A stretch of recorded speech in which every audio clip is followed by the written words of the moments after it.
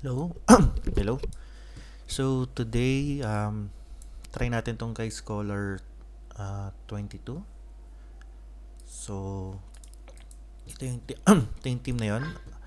Ang setup natin, bird plant.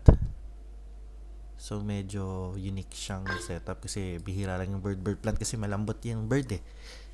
Pero dito sa setup natin, so ito yung plant na, i-discuss ko muna yung axis. So, yung plant natin, yung cards niya is meron kang armor, may energy steel ka, damage, tapos disable. Pero ang talagang ano dito maganda is yung armor at saka extra damage na rin kasi halos 100 din siya. So for ito muna, itong beast na damage natin, hindi siya yung perfect na beast tuloy, bird natin, hindi siya perfect na bird kasi dalawa lang yung damage natin. Pero decent na siya kasi itong fragile maganda to. Ang fragile kasi, so kakas mo siya muna, tapos yung armor ng kalaban, double yung damage na marireceive. For example, um, ang plant, no, nag-shield siya ng 100. So kalaban mo nag-shield ng 500, 100, no. So, ginamit mo tong fragile. Imbis na, una, 10 damage siya. Pag tumama sa naggamit ka ng fragile, egg bomb, fragile saka egg bomb lang. Let's say ganun. So, ang shield ng plant mo, ay ng kalaban ng plant mo 100. So pag binanata mo muna ng fragile, siya unang tatama. So mababawasan ng 10 yun. So magiging 90. Tapos pag tinamaan siya ng egg bomb, imbis na yung 90 na pangtanggal ng shield kukunin dito sa 120, ang kukunin lang is 45. Kasi yung 90 covered na siya ng 45 damage ng aroma ng egg bomb. So, yung 45, imbis na, 'di ba, kung walang fragile, 90 niya, minus 90 nito, tas 30 yung bawas mo sa buhay niya kung walang fragile. Pero kung may fragile, 120 minus 45, tapos let's say 75, yun yung bawas mo sa axi. So, parang dinoble damage mo yung shield niya. So, yan. Tas ito, backdoor. Ito yung damage lang, pero ingat lang sa paggamit nito kasi magkakaroon ka ng aroma. Ang tendency nun is next na a-attack sa kalaban, sa'yo pupunta, hindi sa plant. Yun. Tapos ang chill, ano lang yan, hindi mag-critical ata yung kalaban. Hindi ko na maalala. Pero yun, so damage lang din to. Tapos ito yung plant natin, semi-reptile. Bird na tank. So, cleanse scent, ano lang to, remove debuff. Malaki siyang bagay. Sige, explain ko mamaya. So, remove debuff, 0 damage, 0 rin energy, which is good. Tapos 50 armor. Tapos meron tayong chomp, which is stun natin. Ito yung pang sustain natin. Hindi pala sustain. Pang prolong natin ng laban. Reptile card siya. 80 damage, 1 energy, 50. So, apply stun to enemy when comboed, at least additional cards. So, dapat pag ikakas mo to, usually sa dulong-dulo siya para mag-effect yung stun. Tapos 3 cards ang kailangan mo kasi at least 2 additional yung kasama niya. So, kasi pag in-stun, pag ilagay mo siya sa una, so halimbawa na trigger stun, tapos yung next attack mo, matatanggal ka agad yung stun niya, which is hindi natin gusto yon. Ang gusto natin is maiwan yung stun sa kanya para next na attack niya is stun, miss yung mangyari. Tapos ito, Mary, tawag dito, Mary. So, add 20% shield to this axe when played in a chain. So, mostly defense lang to.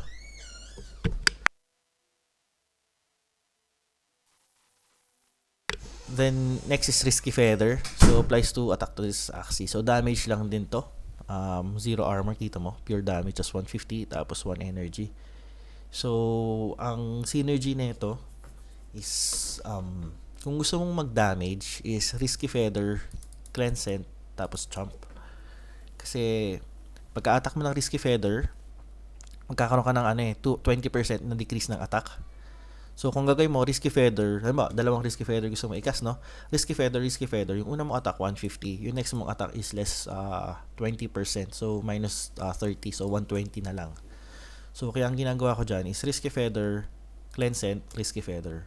Para Risky Feather, tapos itatanggalin mo yung debuff, tapos Risky Feather ulit. Ganun siya.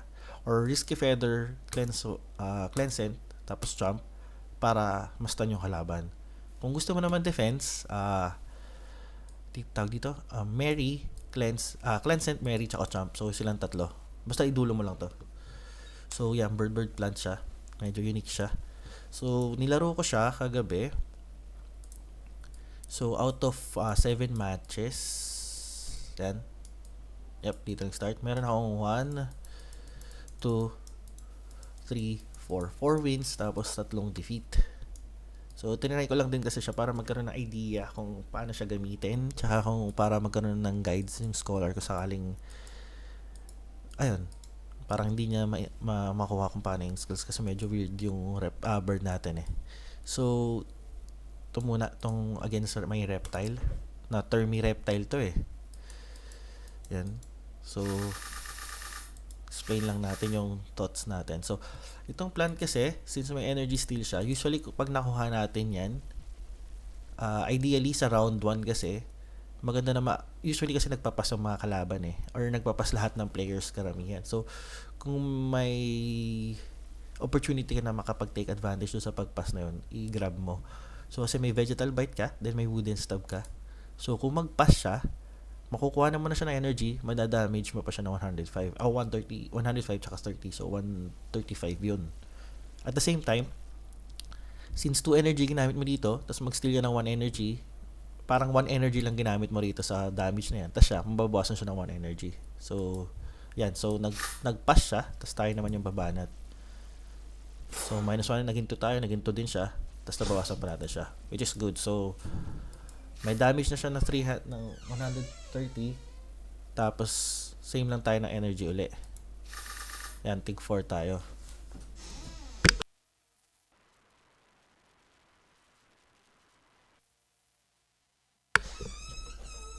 So, next turn, ayan, meron lang uli. Kasi, wala pa dito yung hinahanap kong cards. Bali kasi ang balak gusto natin, ma-burst natin tong plant. So, magganito muna tayo. Yan nata ginawa ko. Ayan, tama. Nulot ko lang yung ginawa ko kanina.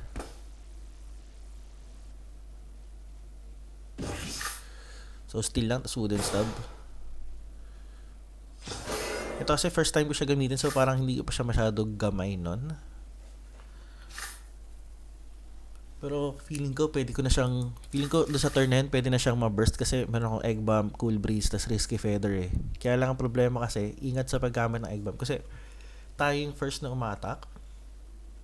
So pag nag-egg bomb tayo, ang tendency kasi is pag umatak yung aqua, hindi dito sa plant, tayong atakihin kasi ang ano niya is apply aroma. Ang aroma kasi is ikaw yung aatakihin ng kalaban. Ayan. So, nakuha ko yung fragile. Yan, fragile. Ito, buzzing wind. Tapos, ang plano natin is, yan, patay na sana tong plant, which is 120, 120. So, hindi ko alam kung bakit hindi ko na sinagad. Kasi dapat ginamit ko pa ng risky feather eh. Kasi, ano ba yung na-expect ko? Hindi ko naman kinupit yung damage. So, dito makikita yung effect nito.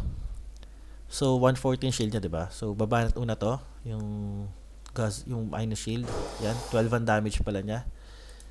Yan, so matitira 129. So, by default, dapat, itong egg bomb, dapat kulang pa yung damage niya para ma-cover up yung shield, no? Kasi 129 to, minus 120, so that may matitira pa siyang 9 shield. Pero, kasi, since naka-fragile siya, so, ang kailangan 129 divided by 2 mga 65. So 65 damage pang cover ng shield. Tapos ilan ba 120 minus 65? 55 pang madadamage siya. Ayan. So, siya bagal. Bilis eh. So makita mo, hindi na-cover, hindi lahat kinain ng shield yung egg bomb, nabawasan siya. Hindi ko lang makita eh, pero ganun siya. Tapos next is to. Yan. So, dapat 120 lang ba damage natin sa kanya pero nadamay yung egg bomb kasi naka-fragile siya. Pero dapat ginamit ko na itong risky feather para patay na itong Ayun, so nakita nyo may aroma. So, imbis na dito pumunta yung plant niya, dinirekta sa bird natin. Yan. Tapos next round, yun nga, dapat kasi pinatay ko na yung kanina. So, ito yung ginawa ko. Sa turn na to, pinatay na natin siya. Yan.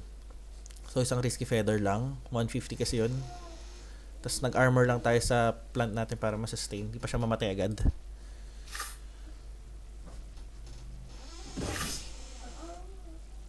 Yun, namatay.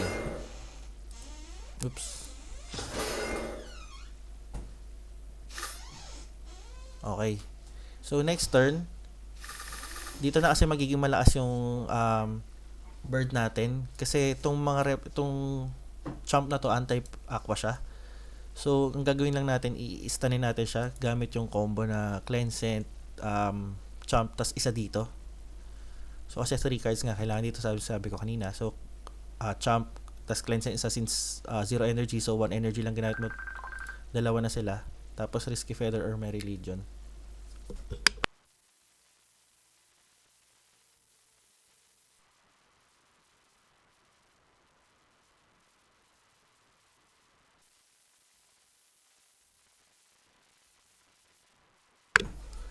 So, ayun.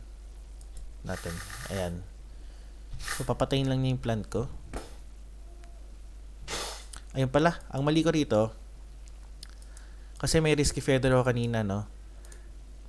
Ang ginawa kong attack ngayon is Risky Feather, Cleanse, tsaka Chomp.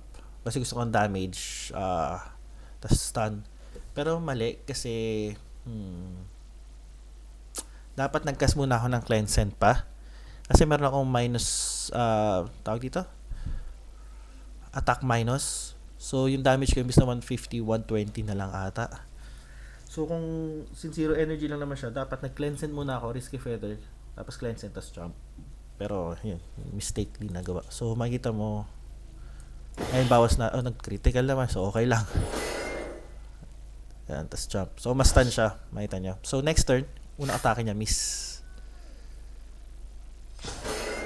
Yan. So, ang ginawa ko ata, inulit ko lang yon. Yan, inulit ko lang.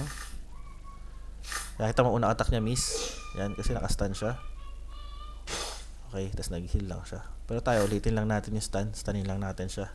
Tas Merry lang tayo kasi try lang natin mag-sustain. So, yung damage, gusto lang natin ma-sustain. Tapos, makapag-damage tayo sa kalaban.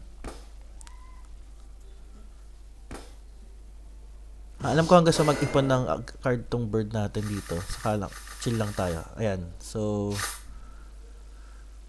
pinatay ko lang to. Ayan, goods. Tapos 1-on-1 na lang sila. So, ang mangyayari dyan, since Termy din siya, may stun din siya kasi. Ito siya, Mystic Rush naman siya. Sticky Good tsaka Champ. So, tayo, ganun lang din gagawin natin. So, kahit meron siyang stun, kasi meron siyang Sticky Goo. So, pag inattack mo siya, mas stun, tapos na-break mo yung shield, mas stun ka. So, ang tendency kasi niyan, so, pag umattack tayo ng Merry, mababasag natin yung shield niya. Like, wait, ganyan. So, nabasag natin yung shield niya. Ay, hindi nakita eh. So, nabasag natin yung shield niya, mas stun dapat tayo. Pero dahil may Cleansent tayo, tinanggal natin yung stun na yun. Yan, to siya naman yung na-stun. Tapos ulitin niya sa atin. Tayo naman yung stun niya. Kita niyo yan, nag-miss muna yung attack. Tapos, dahil sa mataas yung armor natin dahil sa Merry, tsaka sa Cleansent, tatangkihin lang natin yung damage nito. So, halos wala siyang bawas sa atin. So, yan. 176 pa rin HP natin. Yan. Ang problema dito, wala tayo palang nakuha ang Cleansent, no? Wala tayong nakuha ang Cleansent. So, buti na lang may 3 energy tayo. Tapos alam ko, hindi, yun, nag-pass tayo dito. Kasi wala tayong Cleansent. So, ayun, nabuhay pa tayo. So, RT na lang pala. Yan. So, ang gagawin lang natin is, yan, babanatan na natin siya ng damage. So, yung ginawa ko, Risky Feather, Cleansent, Risky Feather, tas Champ ata. Merry, tas Champ. So, bakit hindi dalawang Risky Feather? Kasi gusto kong magkaroon ng armor. Yan. So, ang total armor natin 185, which is matigas yan.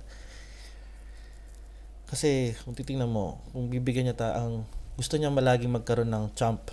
So, 50 yan. Mystic Rush, walang armor. So, isang energy na yan. Tapos, kung gusto niya damage, gamitin na tayo ng Early Bird. So, ang armor na niya damage is 100, 200, 240, so 83, 20. So, pero ako unang a-attack, so magbi-miss yung isa. So, hope for the best na lang. Ayun, wala siyang kinast. So, ayun. Ayan, nakita nyo. Na-break yung shield niya. Tapos na-stun ako. May stun ako. So, dapat, next attack ko mag-miss. Pero dahil may cleansent ako, tinanggal ko yung debuff. Ay, nawala yung stun. Ang hindi ko alam kung bakit hindi natanggal tong minus attack. Which is ang daya. Ayan, sa combo patay na siya.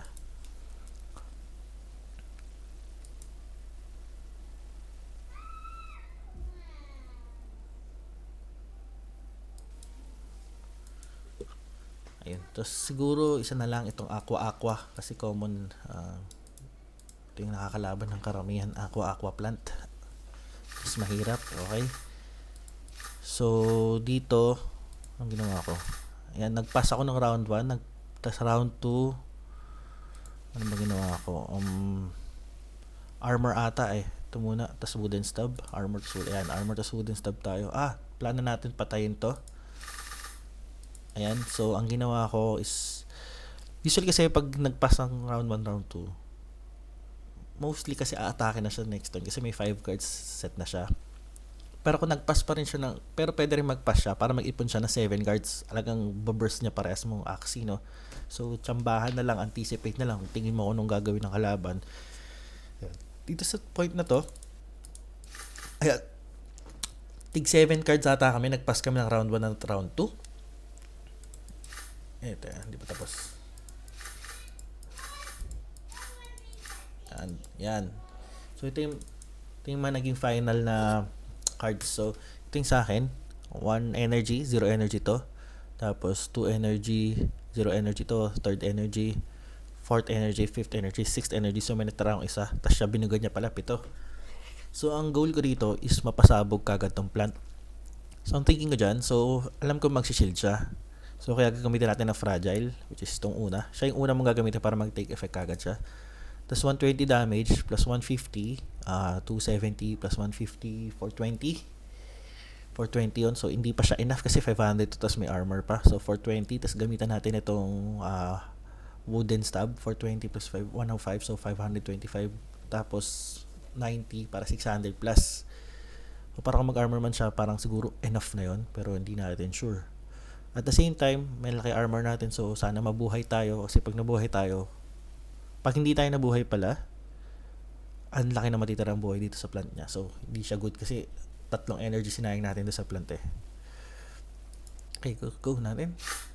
So, yan, fragile. So, may armor nga siya, expected natin.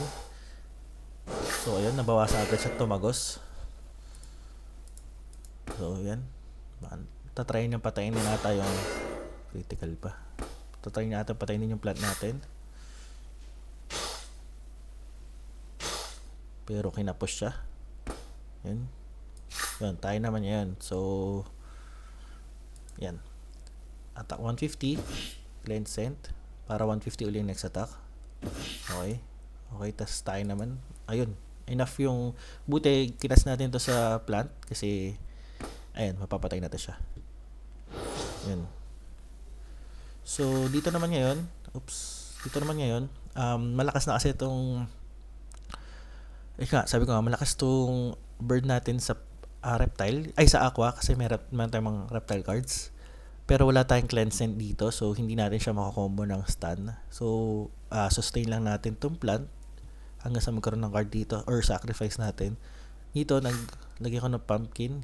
Ayan, buti na lang kasi kung hindi ako naglagay ng pumpkin, tapos nagpass lang ako, unang attack niya, mababasag tong plant ko, so patay siya. Yung attack nito, dito na siya sa bird ko. So, dahil may pumpkin ako, yung unang attack niya, kinain lang ng shield. Tapos, next na lapag niya ng cards is, yun yung pampatay. Naprotektahan natin yung bird. Sacrifice siya. So, yan. Yan. So, meron na tayong cleansent. So, pwede natin siyang combohin ng Merry, cleansent, tsaka champ. So, yun yung gagawin natin. Hanggang sa makapag-ipon tayo dito ng cards. Tapos, i-take note pala yung kung sino yung pinakamabilis dun sa turn. Like, this one, kung gagamitin mo yung dark swoop, target fastest enemy siya eh. So, usually, ang thinking is, ang tatay niya nasa likod. Pero hindi, tingnan mo dito sa turns, sa taas. Sa kanila, ang mas atake itong merong, shell sa ulo. So, siya yun. So, pag gagamitin mo yung dark swoop, hindi ka magba-backdoor. Siya na agad. Ganun. So, Yan. Tapos tayo cleansing. Tapos armor lang. So ang lakas ng armor natin nun eh. Kasi cleansing. Tapos ma-stun siya. Tapos 97 damage imbis na 80. Yan. Yun. Ang ginawa lang natin, hindi kasi attack, di siya umattack kasi naka-stun siya. So ito yung pang-attack niya. So try na natin patayin to. Yan.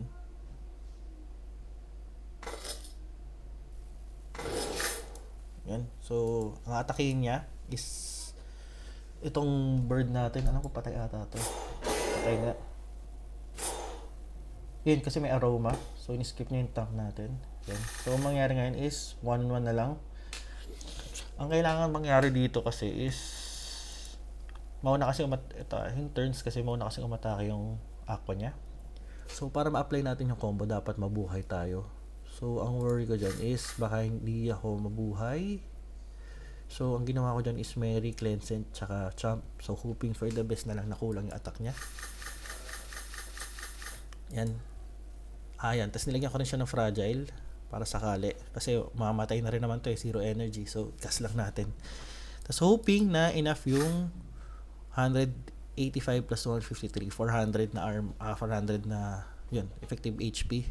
Laban dito. So hope for the best na lang. Yan. Masakit kasi 128. Tama 100 lang 128. Masakit kasi damage eh. Tapos to 134. Miss na 115. Tapos itong 110, mga 130 din natin. Yun, 128. So, yun, nabuhay tayo. Which is good. Kasi, hindi na siya makaka-atake. So, inubos niya yung energy niya eh. So, stun siya. So, kung mamamonitor mo yung energy niya, mapapansin mo dalawang energy na lang siya, no? So, ang gagawin niya dyan is kakas niya yung ilalapag niya yung dalawang cards niya para patay na sana tayo. Pero dahil meron tayong Mary, Cleansing, tsaka Champ, mataas sa armor natin 185. So ang logic kasi dyan, ayun pala, si Axie lalapag niya 2 cards lang every 2 types of cards lang, dalawang uri lang ng cards kada Axie. So sure tayong lalabas tong Champ, Mary, tsaka ito dahil meron na tayong dalawang Risky Feather. Hindi na lalabas yung Risky Feather. Anyway, yun nga, dalawang cards lang siya, dalawang energy lang siya. So expected natin dalawang lang lalapag niya. Nakastun siya. So yung unang attack niya magmi-miss. Ang pangalawang attack niya lang yung magmamatter, which is titingnan mo ang pinamataas 115, no? Ang armor natin is 185. So mag-miss yung unang attack niya, tapos yung second attack niya isa shield lang natin sa armor lang. So bali wala. Tapos next turn master lang natin siya. So repeat lang natin yung process. Is kaya medyo madaya yung reptile. Kasi miss. Tapos shield lang. Tapos tayo, ayun lang, Mary lang uli. Ulitin lang natin yan. Mary, tapos remove debuff, tapos stun. Tapos siya wala uli siyang energy, ma-frustrate na yun eh. Kakas lang uli niya, tapos ulitin lang natin yun. So, miss unang attack, tapos armor. Tapos, ganun lang. Kaya hindi natin ginagamit itong Risky Feather kasi zero energy siya. So, ayun. So, ganun ulit mangyari sa kanya. So, tayo ulitin lang natin. So, hindi na tayo mapatay. Lugin-lugi siya. Ayan. So, yun. Nasa around 1, 2, 1, 3 MMR ata. Hindi ko maalala. So, yeah. Yun yung sa kanya. Paggamit do sa bird plant na to. Medyo kakaiba siya. So, may, yan. Yeah. Good luck.